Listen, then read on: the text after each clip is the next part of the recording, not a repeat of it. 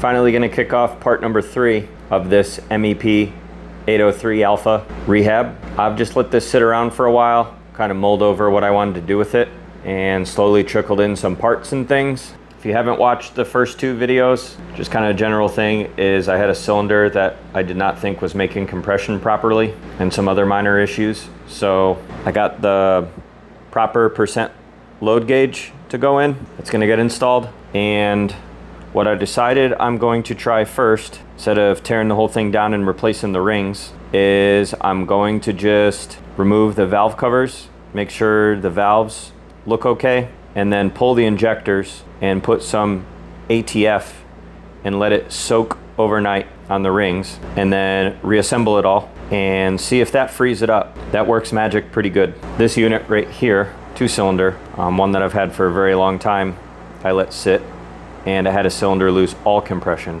and I put ATF in the cylinder, fired it up after letting it sit overnight, and it regained compression. So I'm hoping I will be able to do that on this one without tearing it all the way down. So it's just gonna kind of be a slow thing and then let it sit overnight.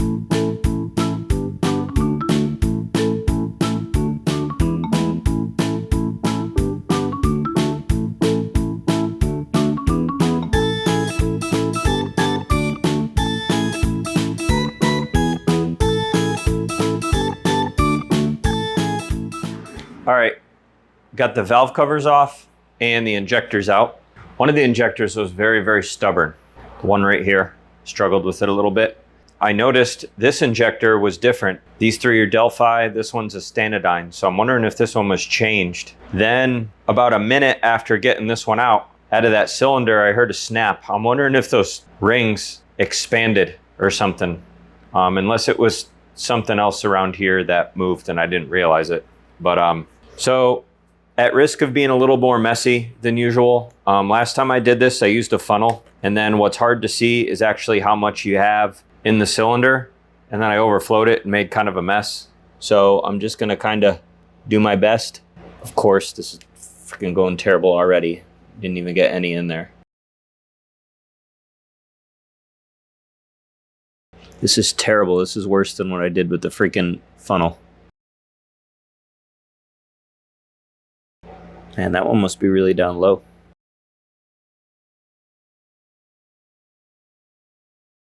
I bet you that is the cylinder that's not holding it.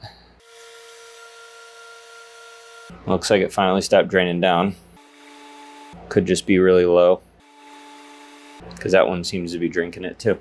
I'm putting a lot in these cylinders. With that said, depending how much makes its way into the crankcase, I might need to suck some oil out. And then if it doesn't dissipate into the crankcase, probably need to suck at least some of it out. I mean, I don't care if it burns it off, but you can't just leave the cylinders full.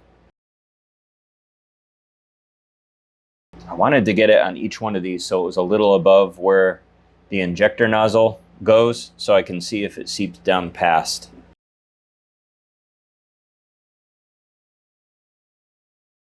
It all seems to be seeping past. Thought it would hold it, but it's an old motor with a lot of hours. We'll let that do that. Obviously, I'll need to clean it up. Still have a little bit of gasket material. So I'll probably continue to work today while that soaks overnight on putting the valve covers back on. And then I'm gonna have to let the injectors and stuff soak too. Here's the injectors and valve covers. This is the one closest to the fan. And this is the one that was different. I noticed right away because the little check valve or whatever that's up top, it's kind of like solid. You can see the other ones, they're kind of like a cross. Got to clean these up too and let them soak. So I got to get to it.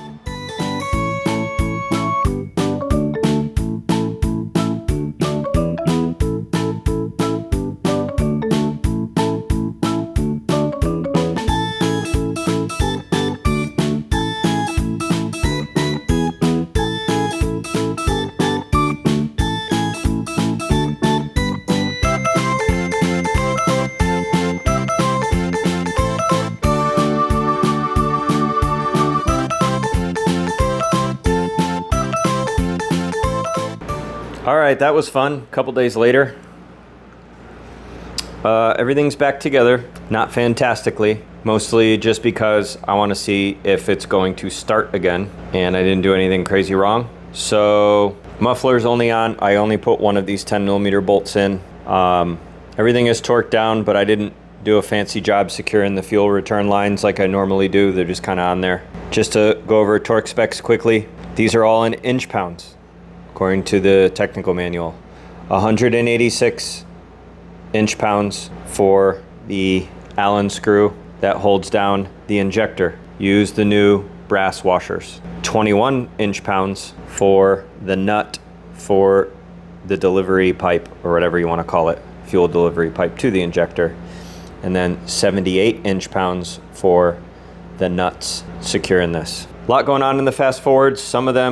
Some stuff was done off camera because I did this over a couple days after work and in evenings and things like that and whatever. But basically, like I said, let the injectors soak, cleaned them up a couple of times. The ATF did eventually dissipate and made its way past the cylinder walls, which I thought would happen if I let it sit in here for as long as I did. So I did suck a little bit out of the crankcase because it brought that level up and just brought it to the full line. I don't really care that there's ATF and dirty stuff in there. Obviously, after you do all this and confirm it works, you're going to want to change the oil and then change the filter a little bit after that, because the filter will catch all the crap in there. I'm sure I got some dust that fell down in and things like that, but there's already fuel in this thing, taped up the positive and negative, so that way when I put slave cables on it, they're not arcing out. Gonna do a double check, make sure I didn't leave anything loose, and get it out with the forklift. And I'll set the camera up on a tripod, and you'll get to see the smoke show or it not start or something clatter. We'll see what happens.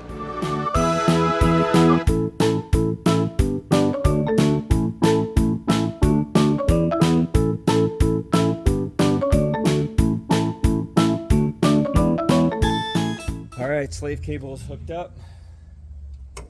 Putting that on normal. E-stop out. All right, let's see what happens. That didn't sound good.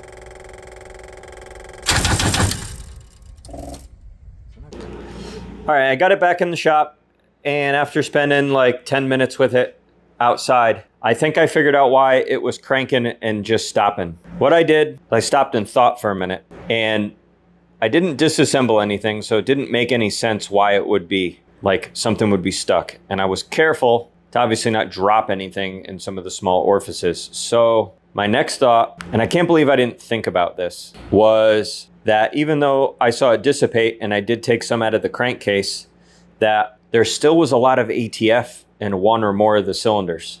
Obviously, say if that piston was all the way down and then it's starting to come up, it's got nowhere for that ATF to go. The couple other generators that I've done this on, I have not taken the ATF and sucked it out of the top of the cylinder. It's kind of dissipated, and maybe what happened is I was lucky and it dissipated enough, and then when I went to crank it, it burnt it off as part of the combustion, or the cylinders were halfway up and it just didn't have that much in there. Anyways, I should have thought about this. The other way that I kind of confirmed this thought was I had to do this very slowly, and I did it really carefully, was I put a ratchet and socket 15/16 on the front of the crank and turned the motor backwards. And as soon as it got to the point where one of the valves opened, you could start hearing gurgling. So that was making me think that the ATF that was in the cylinder was getting bubbles blown into it. And then some of it was displacing into either the exhaust manifold or the air intake. This was a really stupid mistake on my part, but I'm here to learn. Just because I make videos doesn't mean I'm an expert. It just means I'm dumb enough to share my mistakes with you guys. But anyway, either learning from my mistake or you're entertained by my mistake. What I'm gonna do, and I'm not gonna re-record the whole thing, is basically disassemble and take the injectors out again. And then hopefully I have some sort of straw that's small enough to get in there and suck it out. If not, what I'm gonna have to do is bring it outside, crank it, and just let it shoot out. Because obviously it's not gonna form any compression with that little hole there. But when I get to that point where the injectors are out, I will come back and record. Injectors are out. Got my little suction tube here. Let's start and see what I left in these, if anything. Oh yeah, look at all that I left in there. What an idiot I am. Why do you watch us YouTube idiots? All right, this one didn't have too much in there. Holy crap, look at it all in there. What did I do? No wonder why this poor thing couldn't crank over. Well, look how black it is in there. At least that cylinder got cleaned.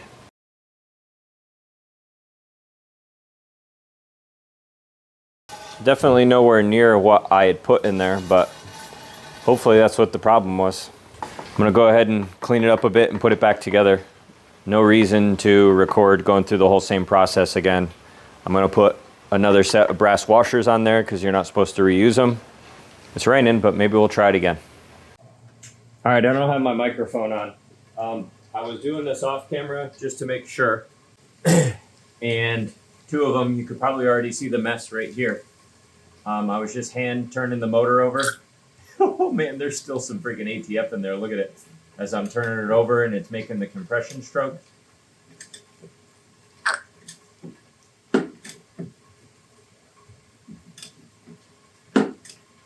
This is probably gonna make a big mess, but instead of I'm gonna end up spraying the camera.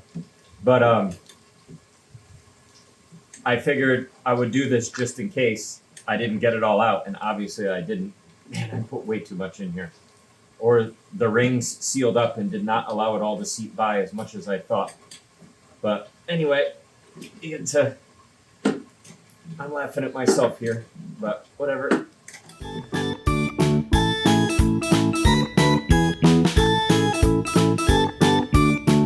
I guess what's gonna come out is out, so hopefully there's enough out and it will run next time I try to start it.